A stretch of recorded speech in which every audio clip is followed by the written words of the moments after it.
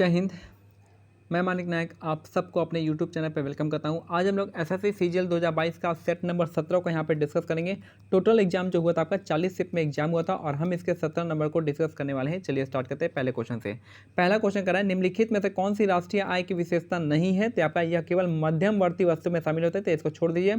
जो आपका राष्ट्रीय आय जो होता है इसे हमेशा वित्तीय वर्ष के संदर्भ में व्यक्त किया जाता है, सही बात है। यह एक प्रवाह अवधारणा है, यह भी सही है। यह एक समष्टि अर्थशास्त्र का अवधारणा है। नेक्स्ट है क्वेश्चन नंबर 2 का रहा है कि पुरातत्वविदों के अनुसार हड़प्पा के नगरों में पश्चिमी हिस्सा छोटा और ऊंचा था, जिसे नगर दुर्ग कहा जाता था। पुरातत्वविदों के अनुसार हड़प्पा के नगरों में पश्चिमी हिस्सा छोटा और ऊंचा था, जिसे नगर दुर्ग कहा जाता था। नेक्स्ट है क्वेश्चन 3, सरकार की किस शाखा का उत्तरदायित्व कानूनों और नीतियों को लागू करना है? तो कार्यपालिका इसका करेक्ट आंसर हो जाएगा। सरकार की किस शाखा का उत्तरदायित्व जो है कानून और नीतियों को लागू करना है? तो कार्यपालिका इसका करेक्ट आंसर हो जाएगा। निम्नलिखित में से किसे हिंदुस्तानी संगीत के कई राग और धुनें तैयार करने का श्रेय दिया जाता है? तो तानसेन हो जाएंगे। तानसेन जो है उन्हें आपका हिंदुस्तानी संगीत के कई राग और धुनें तैयार करने का श्रेय दिया जाता है तानसेन को।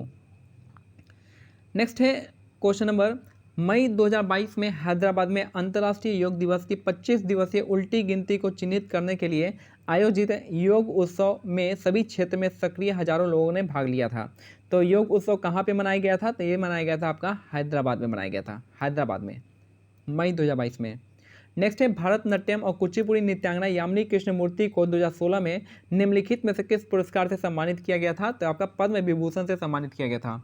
भारतनाट्यम और कुचिपुड़ी नृत्यांगना यामिनी कृष्णमूर्ति का संबंध 2016 में निम्नलिखित में से किस पुरस्कार से सम्मानित किया गया था? तो पद्म पुरस्कार से, पद्म विभूषण से पुरस्कार किया गया था।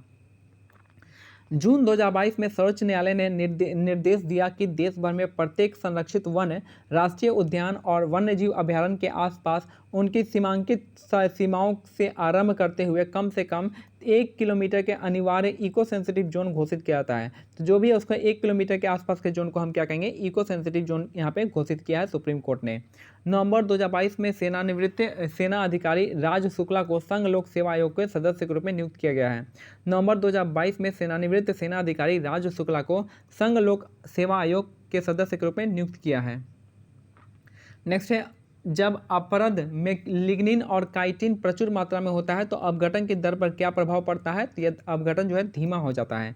जब अपरद में लिग्निन और काइटिन प्रचुर मात्रा में होता है तो अपरदन की जो दर होता है आपका वहाँ पे धीमा हो जाता है। नेक्स्ट है, सुनंदा नायर निम्नलिखित में से किस नृत्य शैली की प्रतिपादक है? तो आपका मोहिनी अट्टम हो जाएगा इसका करेक्ट आंसर। सुनंदा नायर जो है आपका किस नृत्य शैली के प्रदर्शन के लिए प्रसिद्ध है? तो मोहिनी अट्टम जो है, मोहिनी अट्टम से संबंधित है आपका सुनंदा नायर। मई 2022 में नीति आयोग के नए उपाध्यक्ष के रूप में किसे नियुक्त किया गया है? तो सुमन बेरी को नियुक्त किया गया है। मई 2022 में नीति आयोग के नए उपाध्यक्ष के रूप में किसे नियुक्त किया गया है? तो सुमन बेरी इसका करेक्ट आंसर हो जाएंगी। नेक्स्ट है, केरल में आम्र बौछार यानी मैंगो सवर सामान्य है। मैंगो सवर कहाँ पे आता है? तो केरल में आता है, याद रखिएगा। निम्नलिखित में से कौन सी फसल भारत में रबी के मौसम में संबंधित है? तो ये हो जाएगा जौ हो जाएगा। रबी के मौसम में संबंधित जो फसल है आपकी जौ हो जाएगी। नेक्स्ट है, एक खाद्य श्रृंखला में द्वितीयक उत्पादक जो होता है आपका शाकाहारी होते हैं। एक खाद्य श्रृंखला में द्वितीयक उत्पादक जो होता है आपका शाकाहारी होते हैं।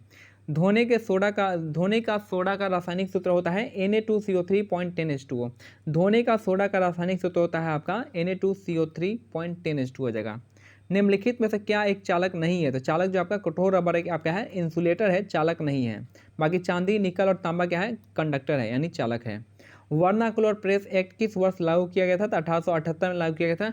याद रखिए, वर्नाकुलर प्रेस एक्ट और साथ में आर्म्स एक्ट, ये दोनों ही एक ही टाइम में लागू हुआ था 1878 में। और किसने? लिट्टन ने लगाया था। और ये दोनों ही एक साथ हटा लिया गया था 1882 में रिपन के टाइम में।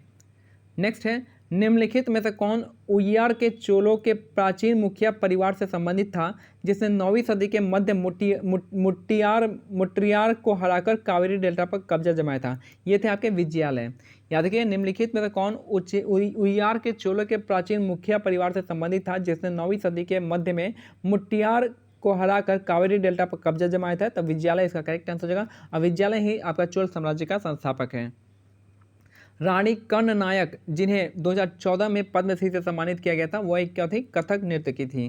रानी कर्ण नायक जो आपका कथक नर्तकी थी, जिन्हें 2014 में पद्मश्री से सम्मानित किया गया था। नेक्स्ट है सरोजिनी नायडू कानपुर में भारतीय राष्ट्रीय कांग्रेस की पहली भारतीय महिला अध्यक्ष चुनी गई थी। सरोजिनी नायडू जो है कानपुर में भारतीय राष्ट्रीय कांग्रेस की पहली भारतीय महिला अध्यक्ष चुनी गई थी। भारतीय संविधान का अनुच्छेद 19 जो है कितने प्रकार की स्वतंत्रता प्रदान करता है, तो 6 प्रकार की स्वतंत्रता। भारतीय संविधान का अनुच्छेद 19 जो है आपका कितने प्रकार की स्वतंत्रता प्रदान करता है, तो 6 प्रकार की। नेक्स्ट है अपने आसपास के क्षेत्र से अधिक ऊपर उठी हुई उभरी एवं सपाट भूमि को हम पठार कहते हैं।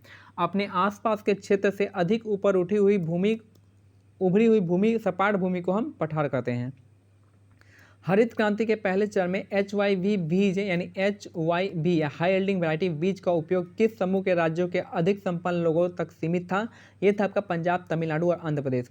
हरित क्रांति के पहले चरण में HYV बीजों का उपयोग जो है किस समूह के राज्यों के अधिक संपन्न लोगों तक सीमित था, तो पंजाब, तमिलनाडु और आंध्र प्रदेश। नेक्स्ट है बैडमिंटन खिलाड़ी का खेल के दौरान दिया गया काला कार्ड क्या इंगित करता है, तो आपका अयोग्यता। एक बैडमिंटन खिलाड़ी को खेल के दौरान दिया गया काला कार्ड क्या इंगित करता है, अयोग्यता हो जाएगा।